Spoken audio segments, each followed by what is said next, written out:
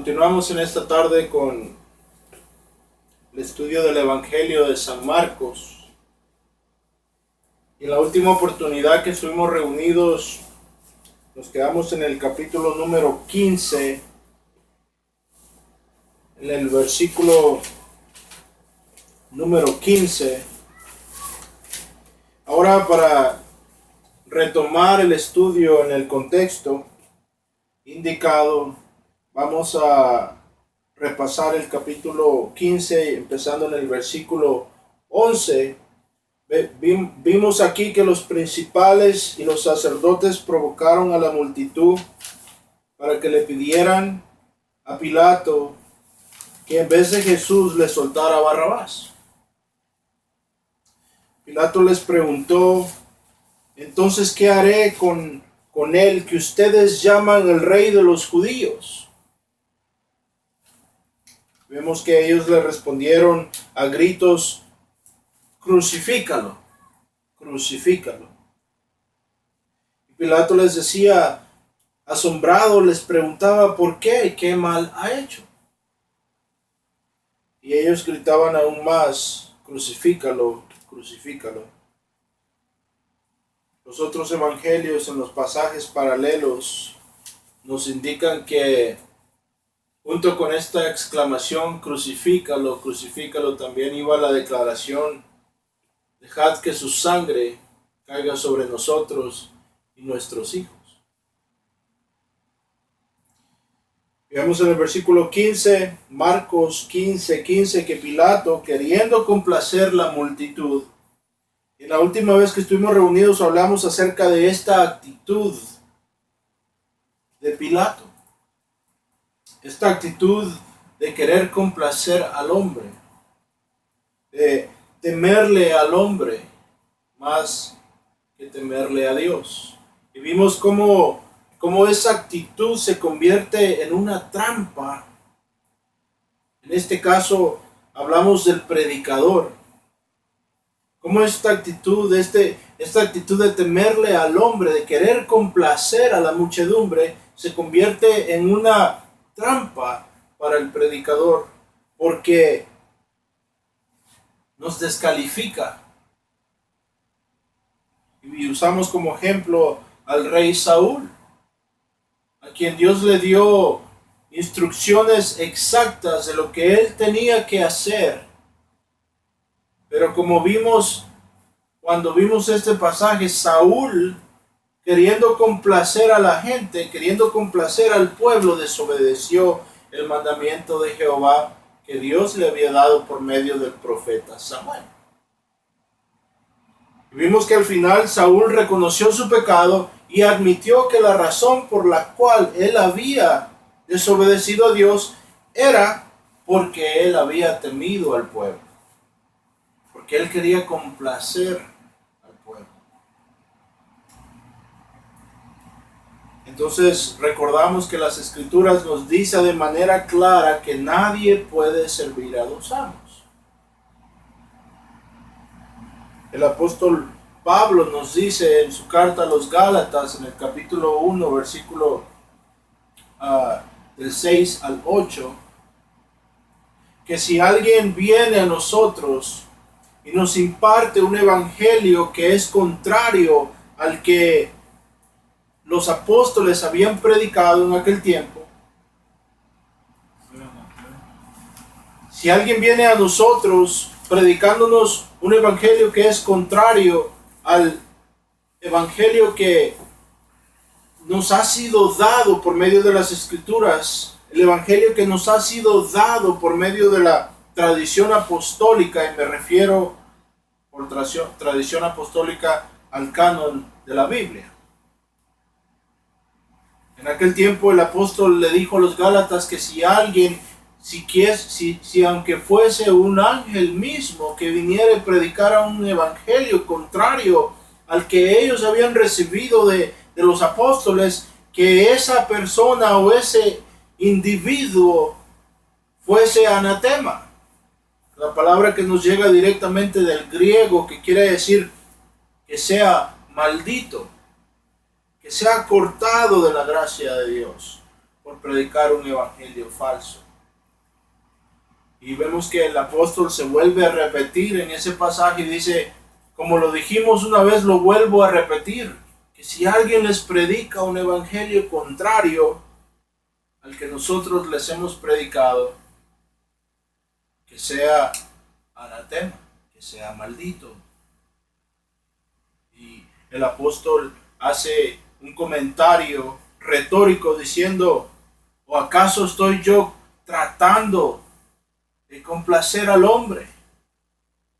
Porque si aún estuviese tratando de complacer al hombre, dice el apóstol, no debería yo de ser siervo de Cristo. Entonces vimos que la admonición entonces de las Escrituras es a no temerle al hombre, a no predicar para complacer al hombre, pero para complacer a Dios. Eso es lo que debe de importar para el ministro. Y importante es también de notar que si la actitud del ministro es una de complacer al hombre, esto le descalifica automáticamente de ser ministro, como dice el apóstol. Si estuviese tratando de complacer al hombre todavía, entonces no debería yo de ser ministro de Cristo. El mensaje de las Escrituras es conciso y es constante. Regresa a nosotros con esa advertencia, que seremos perseguidos por el testimonio de Cristo. Seremos perseguidos por buscarle, por buscar complacerle a Él. Recordamos lo que el Señor le dijo al profeta Jeremías cuando el profeta Jeremías se quejaba de los falsos profetas que predicaban paz, paz, paz en Jerusalén. Y sanaban la herida de mi pueblo, dice, de manera leve, significando que engañaban, mataban la convicción de la prédica de Jeremías con falsas predicaciones. Predicaban paz, este es el templo del Señor, el templo del Señor, el templo del Señor. Era una mantra que se habían formado, una manera de, una fórmula mágica que habían conjurado para matar la convicción del pueblo cuando el profeta Jeremías predicaba. Y el profeta, siendo ser humano, era abrumado por esta situación, al punto que le dijo al Señor, Señor, tú me has engañado, y engañado he sido. Ya no predicaré más tu palabra, porque estos profetas engañan a la gente con palabras vanas. Pero ¿qué fue la respuesta que Dios le dio a Jeremías acerca de estas cosas? Estos profetas profetizaban sueños, visiones. Pretendían hablar por el Señor. Decían, tuve un sueño, tuve una visión. Esto fue lo que el Señor me dijo. Y contradecían lo que las Escrituras.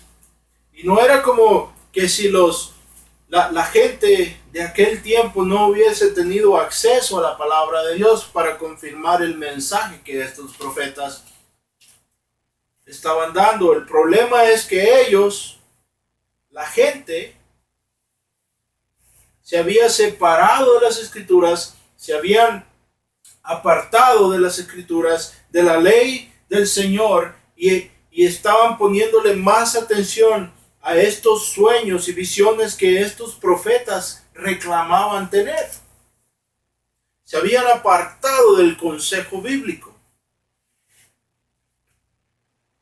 Entonces ellos estaban poniendo toda su confianza en los sueños y visiones que estos falsos profetas les proclamaban, que lo que la palabra de Dios decía y estaba escrita.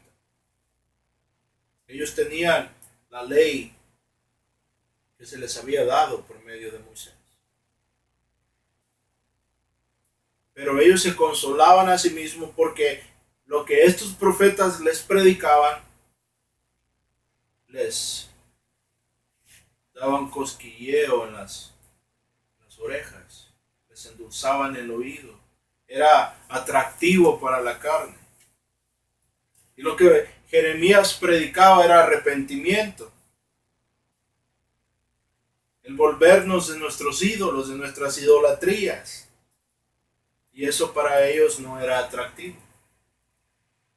Entonces la pregunta es, ¿qué fue lo que Jehová le dijo a Jeremías tocante a estas cosas, tocante al hecho que Jeremías estaba frustrado porque estos profetas predicaban falsedades, sueños y visiones y contradecían la palabra de Dios, y la gente le daba más importancia a la palabra de estos falsos profetas, a sus sueños y visiones, porque les gustaba y les atraía lo que estos falsos profetas les decían.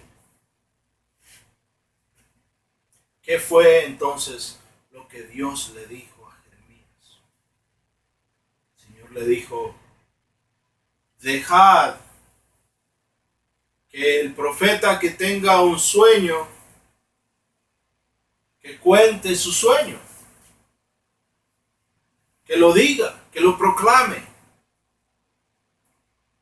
Pero, y este es el principio bíblico que nosotros debemos de entender, ¿a dónde está el énfasis?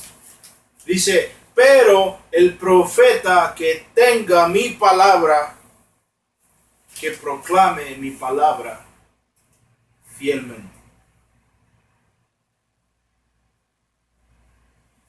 Entonces debemos de estar siempre pendientes de este principio bíblico. Dijimos esto en tocante al hecho de que Poncio Pilato, sabiendo que lo que él estaba haciendo estaba mal, y sabiendo que era por envidia que le querían matar a nuestro Señor Jesucristo, accede y se convierte en accesorio para los líderes religiosos que buscaban matar a nuestro Señor Jesucristo.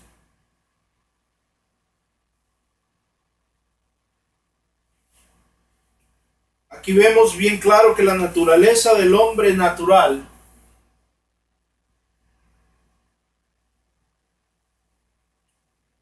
es hacia la maldad. Aquí vemos bien claro al hombre natural rechazando al hombre más santo de la historia. Nadie había hecho las cosas que este hombre hizo, ni tampoco los milagros y señales que él dio. Esto es muy importante de notar porque aquí se nos presenta la depravación del corazón humano cuando Dios deja al hombre a los deseos de su propio corazón. La cobardía de Poncio Pilato y la maldad de los líderes religiosos eran parte del plan soberano de Dios. Debemos de entender esto, que en el plan soberano de Dios estas cosas habían sido incluidas. Mas sin embargo, Dios no deja a estas personas sin la responsabilidad de sus actos. Vemos el caso clásico de los hermanos de José. Cuando confrontan a José, José les dice que ellos intentaron hacerle mal, pero Dios lo usó para bien. es muy importante para nosotros entender esta realidad, que a pesar de la maldad de estos hombres, Dios estaba en control de la situación y estaba escrito y determinado por Dios que de esta manera habría de suceder. Dios usa las cosas buenas del hombre, al igual que la maldad del hombre, para traer gloria a su nombre. Mas, sin embargo, Dios usa la maldad del hombre sin Dios ser parte del pecado, sin pecar. Eso es conocido en la teología como la voluntad permisiva de Dios. Dios permite que esto suceda sin Dios darle aprobamiento al acto. Debemos entender que si Dios es Dios, Él es soberano sobre todas las cosas. Y Dios tenía en cualquier circunstancia en esto que estaba sucediendo, el Señor nos dice claramente que Él habría podido llamar a una legión de ángeles que viniesen a su rescate. Pero dice el Señor, ¿cómo entonces serán cumplidas las Escrituras? Lo cual es importante para nosotros de notar, porque aquí vemos un principio muy importante. ¿Cuál es ese principio? Que lo que Dios ha dicho, lo que Dios ha proclamado, y me refiero a las Escrituras, al canon bíblico, me refiero a las Escrituras, a la Biblia. Aquí vemos lo importante es que Dios, lo que Él ha escrito por medio de sus profetas y por medio de sus apóstoles, Dios lo va a cumplir al pie de la letra. Como nos dice nuestro Señor Jesucristo, los cielos y la tierra pasarán, mas mi palabra no pasará. A tal punto Dios está comprometido a cumplir su palabra, que está permitiendo que su propio Hijo esté pasando por estas circunstancias, porque estaba escrito que debía de ser de esa manera. Eso a nosotros nos debe de dar confortamiento, nos debe de dar consuelo, porque aquí vemos claramente que la palabra del Señor es inquebrantable. No solamente eso, pero también la palabra del Señor es infalible, es sin error, es el aliento de Dios mismo, como nos dice Pablo allá en su carta a Timoteo capítulo 3, versículos 14 al 17. Es la palabra del Señor, el Theos Nous. ¿Qué quiere decir eso? Theos viene de la palabra griega que quiere decir Dios. La palabra Nous quiere decir aliento. Lo que Pablo nos dice allá en ese pasaje es que la palabra, las Escrituras, son el aliento mismo de Dios. Y otra cosa muy importante que debemos de entender: las Escrituras son suficientes. Son suficientes. Lo que Dios nos ha dado es suficiente para la vida del cristiano, para tratar con nuestra vida diaria, para el evangelismo y para toda necesidad que el hombre tenga. Y esto es importante de entender, porque al igual que en los días de Jeremías, ahora se le da mucho énfasis a los sueños, a las visiones, a los presentimientos, y se les otorga a estas cosas la misma autoridad que se le otorga a las escrituras. ¿Cuál es el problema con esto? Que no tenemos manera de comprobar que si estos sueños y visiones o presentimientos son de Dios. No tenemos manera de comprobar eso. ¿Verdad? Ese es el estándar de ahora en día. Se le da más énfasis a los sueños, a los presentimientos, a las visiones, que es lo que nos dice el claro testimonio de las Escrituras. Muchas veces estos sueños y visiones contradicen el claro testimonio de las Escrituras. El problema con eso es a dónde le ponemos un alto. ¿A dónde le ponemos un alto a las visiones? ¿O a los sueños? Bajo esa bandera, bajo esa excusa, se viola el estándar bíblico todo el tiempo. Y como dicen los hermanitos, pues yo tuve esa visión y ¿quién eres tú para decirme que no estoy en lo correcto? Porque se pierde la autoridad, que es la palabra de Dios. Se pierde la suficiencia de la palabra de Dios. Se pierde el concepto de la autoridad porque se le está dando más énfasis a sueños y visiones y presentimientos que a lo que la palabra de Dios, dice. Ese es el problema con esa posición. Se pone a la palabra de Dios como su subalterna a visiones y a sueños. El problema, parte de ese problema es que eso se convierte en el producto de la experiencia sustancial del individuo. Entonces la experiencia y los presentimientos y las ideas del individuo se convierten en el principio de la hermenéutica que guía nuestra interpretación de las Escrituras. ¿Qué quiere decir eso? Que nuestra experiencia nos dice cómo vamos a interpretar las Escrituras. El problema con eso es que estamos poniendo nuestro entendimiento y nuestra experiencia por encima del consejo bíblico. Ahora habrán quienes pregunten, ¿cuál es el problema con eso?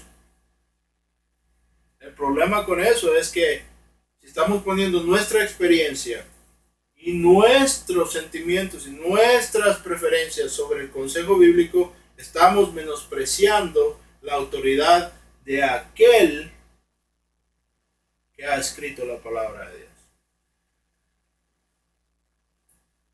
Hemos perdido la autoridad.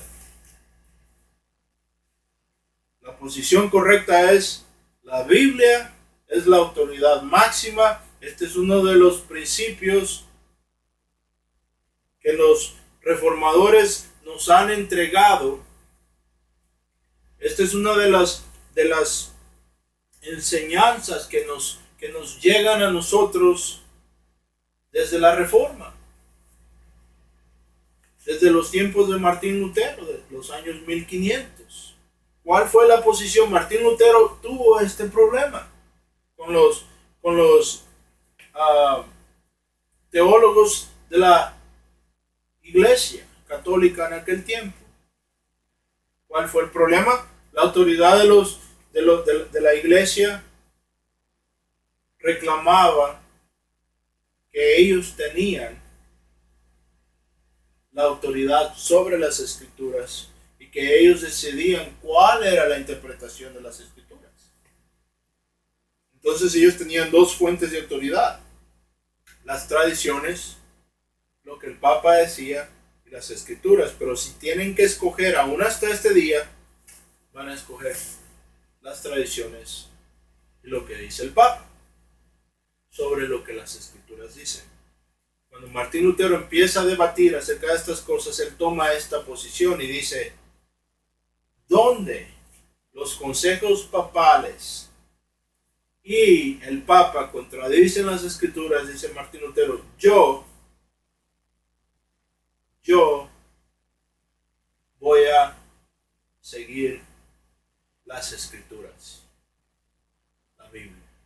Y ese es el principio de la sola Escritura. Nos viene directamente del latín. La sola Escritura. La Biblia solamente es la mayor autoridad.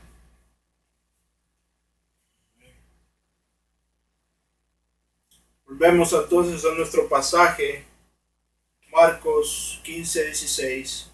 Entonces los soldados llevaron a Jesús dentro del palacio, es decir, el pretorio. El pretorio era la residencia oficial del gobernador. Era donde el gobernador vivía.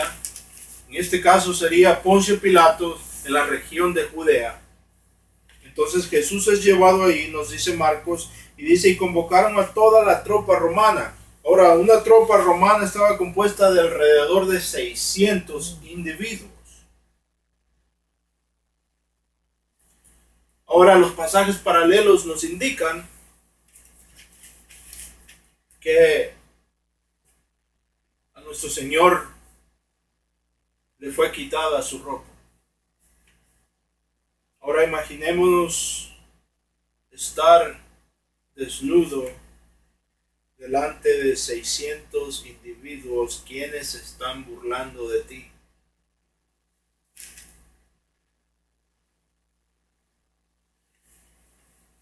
Vale recordar que este trato que nuestro Señor está recibiendo es una parte muy minúscula, una parte muy pequeña de lo que nosotros merecemos. Debemos entender que el maltrato físico que nuestro Señor Jesucristo recibió es algo muy difícil para cualquier persona de sufrir. Pero como dijimos anteriormente, esto no era todo lo que tenía que suceder, y no era tampoco lo más difícil para nuestro Señor Jesucristo. Lo más difícil para Él iba a ser cuando la oscuridad iba a venir sobre de Él, y en esa oscuridad iba a venir la ira de Dios, la ira del Padre sobre Él.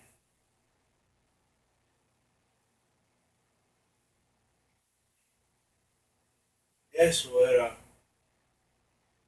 lo más terrible. Como nos dice el autor de los Hebreos, que es una cosa tremenda caer en las manos del Dios vivo. Y eso era precisamente lo que iba a suceder a nuestro Salvador.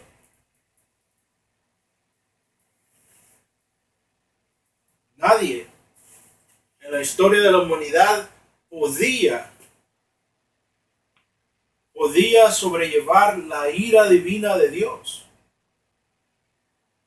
Esto es bien importante entender. No estamos tratando de menospreciar el maltrato físico que nuestro Señor recibió. Eso tiene su lugar y fue muy difícil, pero en la historia han habido sujetos que han sufrido de igual manera. Él no fue el único que fue crucificado. Los romanos eran expertos en crucificar. Pero lo que distingue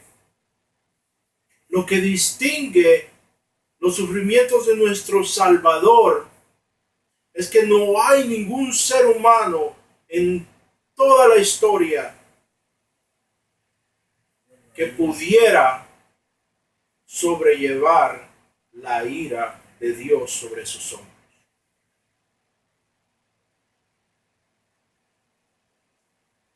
empezando por el hecho que el cordero tenía que ser sin mancha, tenía que ser santo. Tan santo Dios es que el objeto de su ira tenía que ser sin pecado.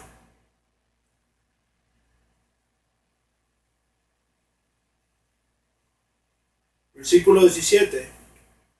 Lo vistieron de púrpura y después de tejer una corona de espinas se la pusieron y comenzaron a gritar: Salve, Rey de los judíos. Le golpeaban la cabeza con una vara y le escupían poniéndose de rodillas, le hacían reverencias. Después de haberse burlado de Jesús, le quitaron el manto de púrpura, le pusieron sus ropas y lo sacaron para que fuera crucificado. Versículo 21 nos dice: y obligaron a uno que pasaba y que venía del campo, Simón de Cirene, padre de Alejandro y Rufo. Le obligaron a que llevara la cruz de Jesús. Aquí vemos que estando ya muy agotado, sin dormir y seriamente herido por la flagelación y el maltrato de los soldados romanos, el Señor ya no pudo cargar con la cruz.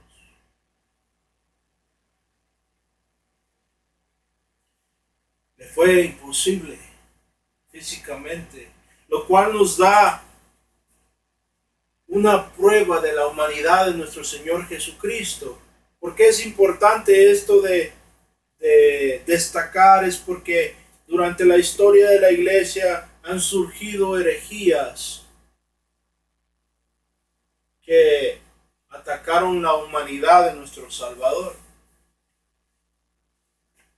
Por ejemplo, el apóstol Pablo en su carta a los Colosenses trata con esta herejía que había surgido en la región del valle Licos, donde se encontraba el río Licos. Enseguida del río Licos se encontraba la ciudad de Colosas.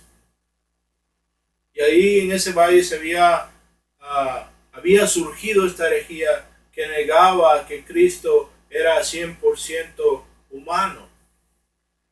Ellos decían que Él era un ángel que parecía ser humano, pero negaban su humanidad. Ahora el problema con esto es que solamente tenemos que entender que el primer Adán pecó en contra de Dios, y por él, dice la Escritura, porque por uno entró el pecado, todos morimos en Adán. Solamente otro hombre, otro que fuera descendiente de Adán en la carne, 100% humano, podía presentarse ante Dios representando a la humanidad. Solamente otro ser humano podía representar a la humanidad. Si Cristo no era humano, entonces no podía representar a la humanidad de manera legal, porque la paga del pecado es la muerte. Ahora el problema con eso es que no había hasta este punto ninguno que fuera justo, ninguno que buscara a Dios, ninguno que pudiese satisfacer el estándar de santidad que Dios pone sobre el hombre.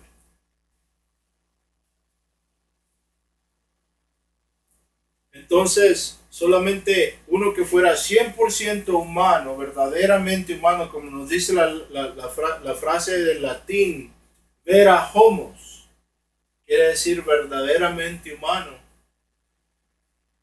En vera Deus quiere decir verdaderamente Dios.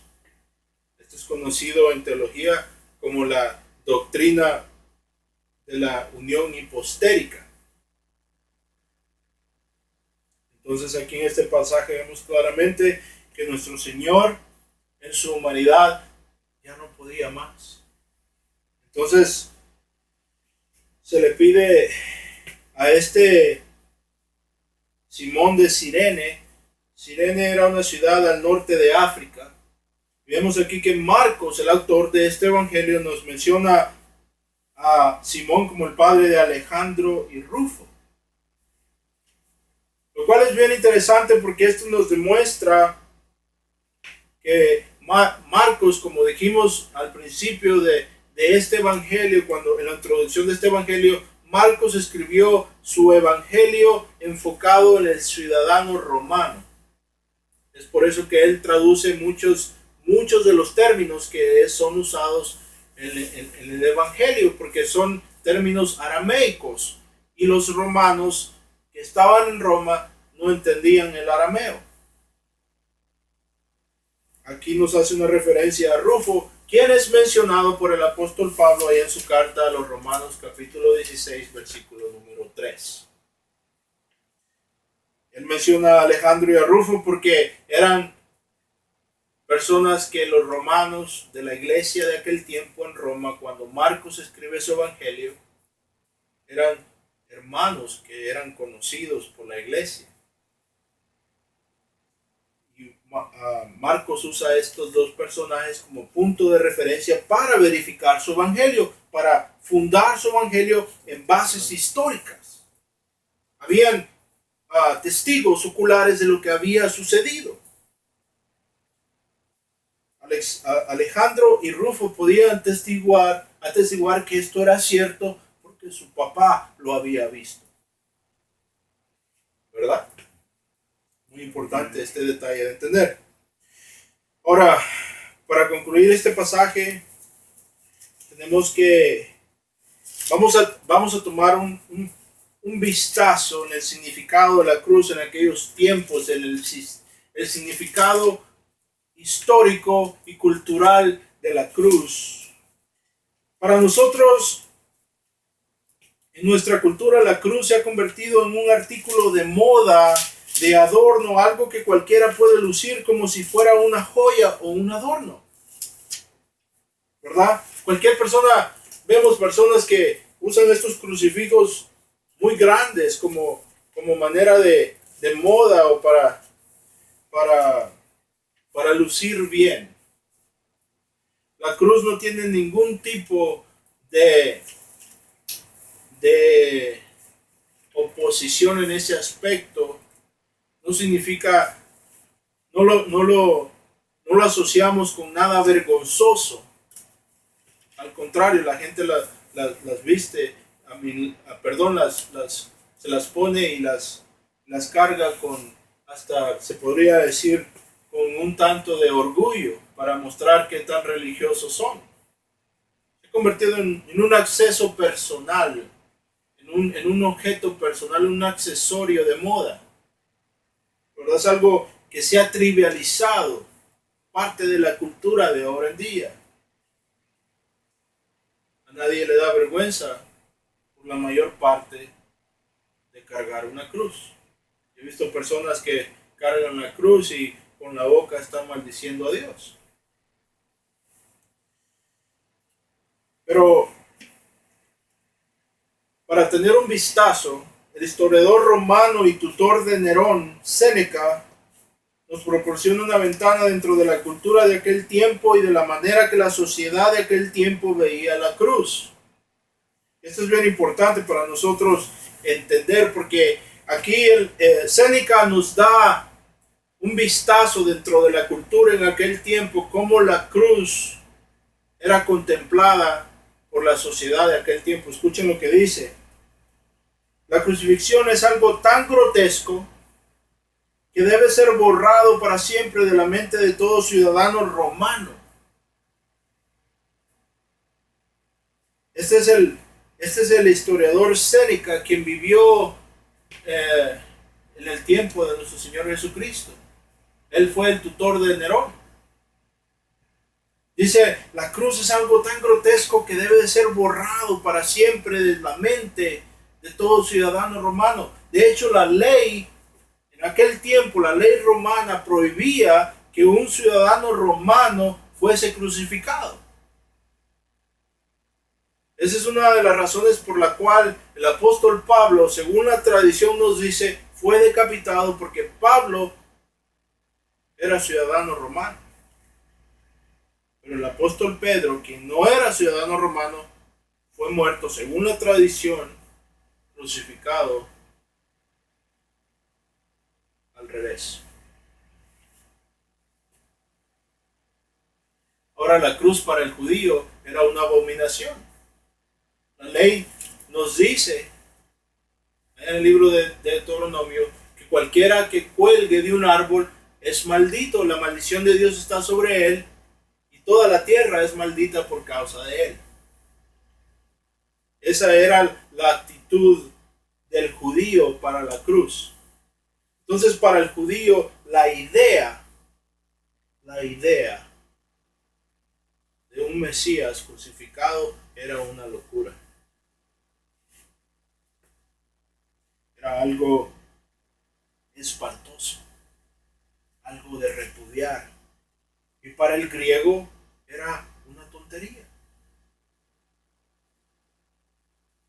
Como nos dice el apóstol Pablo, allá en su carta a los Corintios en el capítulo 1, versículo 17 y 18, Pablo nos dice, porque Cristo no me ha mandado a bautizar, pero a predicar el evangelio y no con palabras elocuentes para que la cruz no quede nula de sus efectos.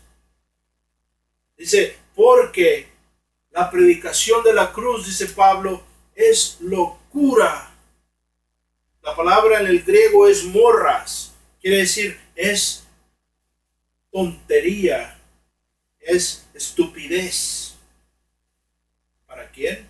Dice Pablo, para el que está pereciendo. Es para el hombre natural, para el hombre que no está regenerado. La predicación de la cruz es locura. En otra parte de las escrituras nos dice que nosotros somos el aroma de muerte para aquellos que están pereciendo, pero el aroma de Cristo para aquellos que son salvos. De igual manera el apóstol nos dice, la predicación de la cruz es locura para el que está pereciendo, pero es el poder de Dios para la salvación. ¿Para quién? Para aquellos que están siendo salvos. ¿Es bien claro? De igual manera nos vuelve a decir el apóstol en esa misma carta que él no se avergonzaba de la cruz. ¿Verdad? Ahí en el capítulo 2 de la misma carta a los Corintios, en el capítulo 2, versículos 1 al 5, Pablo dice claramente, dice, porque no consideré saber nada entre ustedes excepto Cristo crucificado. ¿Para qué? ¿Por qué razón dice Pablo estas palabras? Dice, porque mi predicación no fue hacia ustedes con palabras elocuentes, dice Pablo, con palabras inteligentes, dice Pablo. Mi predicación no fue con palabras hermosas, pero fue con una demostración del Espíritu Santo, dice, con poder. ¿A qué se refiere Pablo?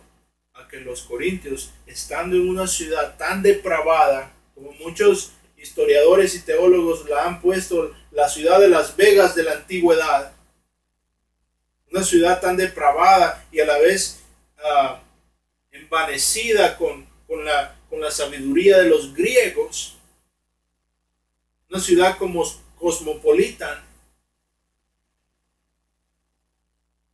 Pablo dice, yo consideré no saber nada, es decir, yo no vine a predicarles usando la sabiduría de los griegos, la filosofía griega, con palabras elocuentes.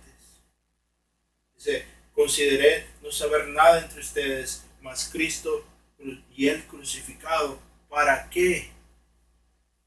Para que su confianza, dice Pablo, no esté en el hombre, pero en el poder de Dios. Y esto era lo que Pablo predicaba, la cruz de Cristo. La cruz que nuestro Salvador está cargando y que no puede cargar más.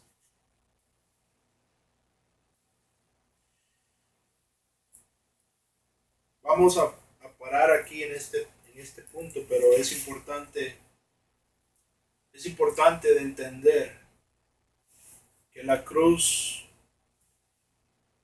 en el tiempo de nuestro Señor Jesucristo, cuando Él caminó la tierra, no era vista como un acceso, como un accesorio de moda o como un estatus social. La cruz era vista como algo vergonzoso, como algo que habría que repudiar.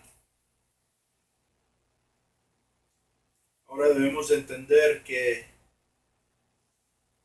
hasta este día el evangelio verdadero, de la misma manera, es rechazado por el hombre hasta este día.